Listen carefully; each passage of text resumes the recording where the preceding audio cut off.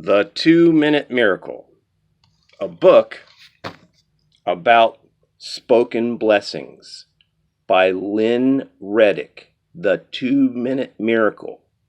I literally stopped my day. We interrupt our regular programming because we're saying, oh my gosh, hey look, there's a little bird on one shoulder and then there's a little bird on the other shoulder. I got this book in the mail. I've had various copies of it. I've loaned it out and given it away. The 2-Minute Miracle is a neat book. Okay, I'm going to read you the liner note on the back. There's a picture of Lynn Reddick that I spent considerable time with in Portal, Georgia, somewhere between Atlanta and Savannah, nearer to Savannah. It's a few miles from Savannah. Okay.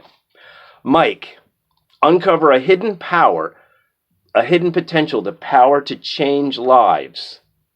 You have the ability to change lives in your spoken blessings. Mike felt discarded all of his life. Not only did his mother give him away at birth, she never contacted him one time in 34 years. The Sunday morning Mike heard me speak about forgiving and blessing, he asked for help in dealing with feelings of rejection, inferiority, guilt, and resentment that plagued his life. So this kid, was given away at birth. The mother had no interest in him whatsoever. And what does he have in his life? Spirits of rejection, spirits of inferiority. I'm nobody, I'm nothing. My mother considered me to be nothing. She wanted me to get away from her. Rejection, inferiority, guilt, and resentment, bitterness. Guilty. I mean, I had the same problem. I was the unwanted pregnancy. And in the womb, I'm like, I know that in my guts, I wish I could have disappeared. Because my mother was filled with remorse and sadness because of her promiscuity. So this guy is loaded with troubles in his life. Rejection, inferiority, guilt, and resentment because his mother gave him away and she had no interest in him. We, Lynn Reddick and his team, we instructed him to forgive and begin blessing his absent mother immediately. The next morning, someone knocked at my office door. It was Mike. He said, I forgave and blessed my mother yesterday, not only at the end of our church meeting, but all afternoon. And you'll never believe what happened during supper last night. The phone rang. It was my mother. He paused for a moment, overcome with emotion. Then he continued, she asked me to forgive her for giving me away.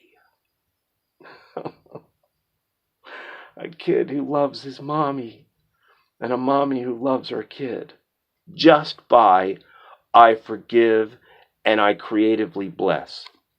This true story demonstrates the power of forgiving and blessing even at a distance. The same thing happened to me, meeting my birth father. As soon as I spoke all these blessings, you can see the story of me finding my birth father at some point. I don't really have that set up. But when I spoke blessing, I took a walk on the beach. I spoke blessings over my father. May he never have a flat tire on the interstate in the pouring rain. May his worst enemies become his best business partners. If he has other children, may they all be wise and successful and happy and content right now. Speaking all these things. This book is about blessing. This book is about recovering the power of blessing, regaining the power of blessing that's in us and that's supposed to be in the gathered peoples who follow Jesus. This is a biblical treasure that has been hidden for centuries. Learn to remove major obstacles that block your blessings. Discover a roadmap that will unlock your inheritance today and impact the lives of other people, often in a matter of minutes. The 2-minute miracle, spoken blessings. Now I'm going to read to you one tiny little thing. Okay? This is called Speak to the Fountainhead. I just flipped open to this. Page 57. That's cool. That's the year I was born, 1957.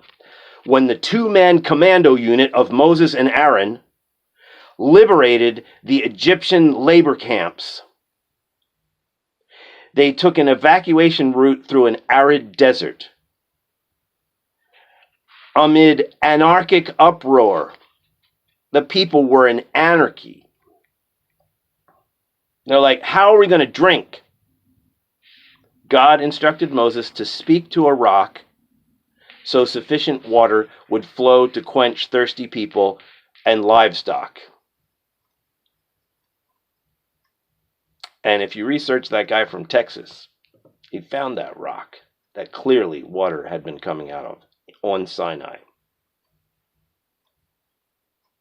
Simple. Just speak to the rock. However, amid collective rebellion and strife, Moses hesitated to speak in faith to the fountainhead. Moses was not believing what God told him would occur from speaking to the rock. Instead, he struck the rock twice with his staff, dishonoring God and dishonoring God's words before the people. This is a picture of like a parent being too quick to physically punish and not using words.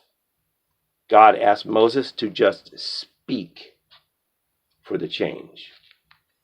Many people, a few people that I know how to do their parenting through words, reason, and clear description. Not that physical punishment is evil or wrong or bad. Sometimes it's quicker, it can be done in good cheer, and there can be a peace.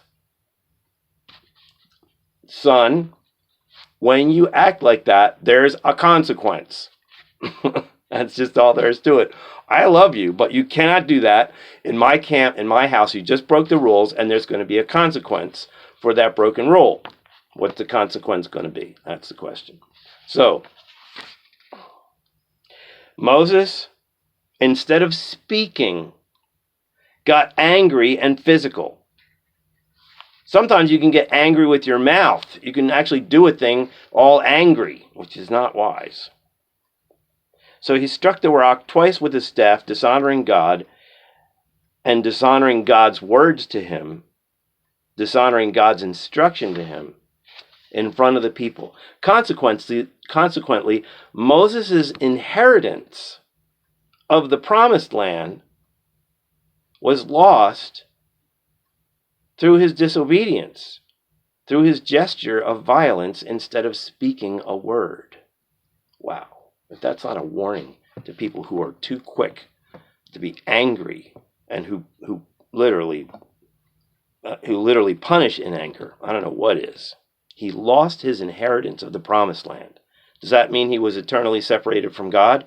No, but one of his treats, one of his hopes were set aside. He didn't get to see it in his physical life. He had to see it in, the cloud of witnesses from his position in the dwelling place of the souls. Research what the early Christians believed about life after death. YouTube, Scroll Publishing. What the early Christians believed about life after death. YouTube, Scroll Publishing. So, Moses didn't get to see his inheritance of getting into the promised land, but I'm sure he saw it from the dwelling place of the souls because God brought him in. Now, years later, you may find yourself in dry places of need or want.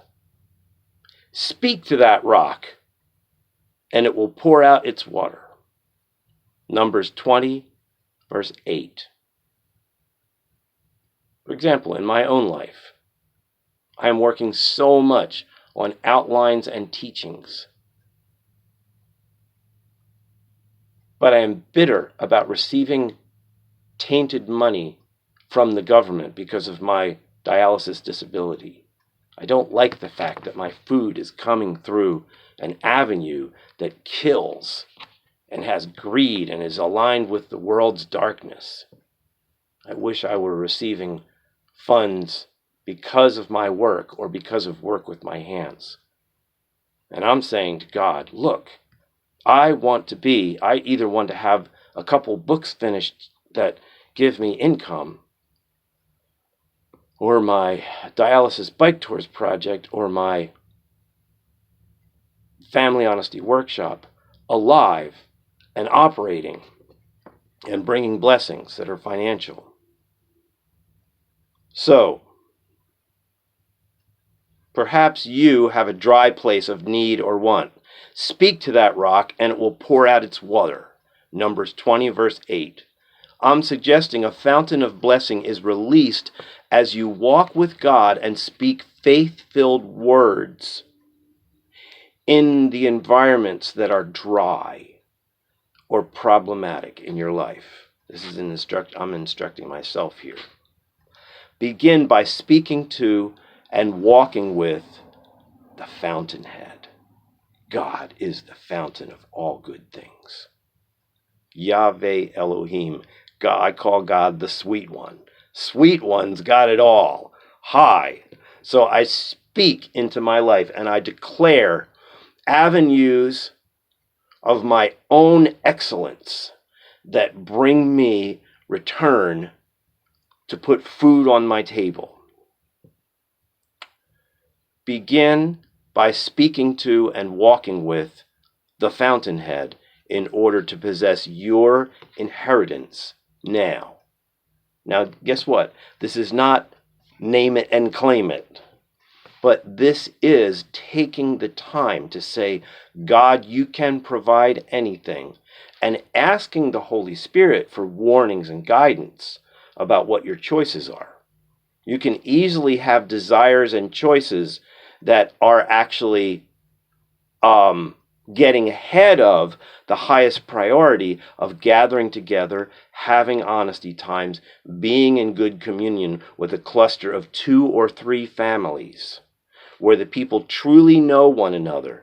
You can't just gather with your own family because there's familiar spirits. You have to have other faces who say, how come you guys da-da-da-da-da? And, oh, the way that you guys do this thing is so good. We need to learn from you. This is an essential part of learning, is having a cluster of 2 or 3 families together. Jesus is defeating the concept of the minyan. If you're well-versed in Jewish gathering, you can't do a morning prayer unless 10 men are gathered. And when 10 men gather, there's a pack of women and children. That doesn't mean that the women and children are like neglected or not mentioned. It's just like the men are on the hot seat. The men are challenged to be tender spiritual leaders, because if they are not, the women are going to be sad and they're not going to be properly cared for. And when the men look out for one another and say, brother, I saw the way that you handled that child yesterday and it was wicked. And you cannot do that anymore, like ever. We need to talk. Let's look at these scriptures. So anyhow, Spoken Blessings, the 2-minute miracle. You ought to get this book. You ought to find Lynn Reddick and write a letter to him. He's an awesome guy, very sweet, wonderful person. He and his wife planted a whole cluster of house churches in South Carolina, where the Masters tournament is. What town starts with an A? Can't remember the name of the town. Anyhow, I've been in a lot of towns. Peace be with you. Spoken Blessings. Come on, try them out. Practice. Write your own. Make a list of the people who bug you most. Make a list of the people that when you think of them, you feel troubled inside. And then you start speaking creative forgiveness. I forgive each one of these. And I speak these happy, nice, wonderful things over them right now today. And you'll see the responses. Woohoo! Yippee! Jesus is good. Little birdie.